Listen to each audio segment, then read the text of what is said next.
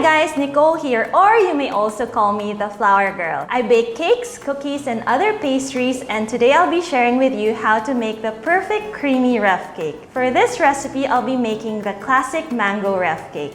And what I like about making the mango rough cake is that it's so easy to make with just a few ingredients that we have, and even non-bakers at home, kayang-kaya niyang gawin. I suggest na i-chill natin yung cream natin at least overnight for thicker consistency, or kung nag-crave kayo during the day, pwedeng at least 6 hours. So now let's start making our crust for our mango rough cake. We have our crushed gray hams,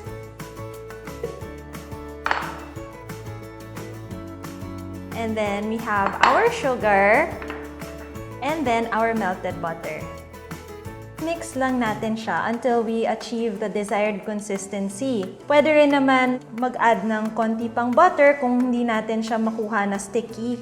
So now let's prepare our crust. Let's pour our graham cracker mixture and then lightly press it with the back of our spoon. Evenly flatten it.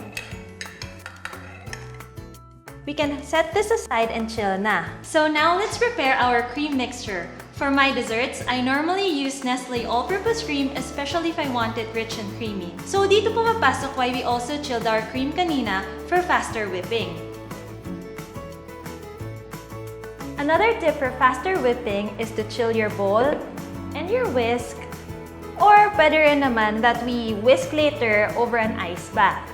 So now let's try whipping our cream na. Just continue whipping until soft peaks form. Ayan! Soft peaks na siya. Pwede na natin i-add yung condensed milk natin. So fold in natin. So this is how you make your perfect creamy mixture for your rough cake. So now we're finally ready for the assembly. Let's take out our prepared graham cracker mixture. And then, let's pour our cream mixture.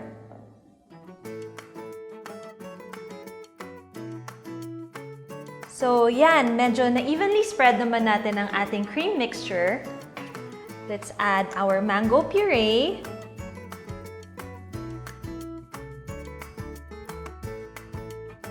And then, now our diced mangoes.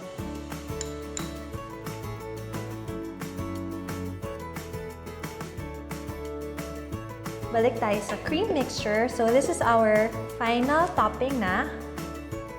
Another tip if you want to make your cream mixture more rich in flavor, just fold in your choice of jam or sliced fruits depending on your mood. Now that we have our perfect creamy base for our rough cake that we chilled, we can now add in some toppings. If you're a chocolate lover and want some added crunch, you can add in some chocolate chips. If you want a different fruit variety, pwede rin namang sliced bananas. But since we're doing the classic rough cake, we'll top it off with some mangoes. Ayan! Tapos na!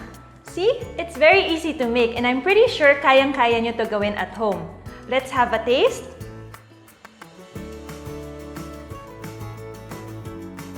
Super sarap niya. It's super rich and creamy. Then yung mangoes natin, it goes perfectly well with the graham and yung perfect combination of our cream. Meron pa pala akong additional tip for you guys if you want to level up your rough cake into a no-bake cheesecake. Just add half a cup of room temperature cream cheese into our cream condensed mixture and meron na kayong no-bake cheesecake. There you have it! We hope you enjoyed today's episode and learned a lot of techniques in using cream and to create the perfect creamy rough cake at home. For more Nestle all-purpose cream creations like this, just visit createwithcream.ph. And of course, if you want to see more easy desserts and other recipes online, just visit yummy.ph or subscribe to our YouTube channel. See you next time!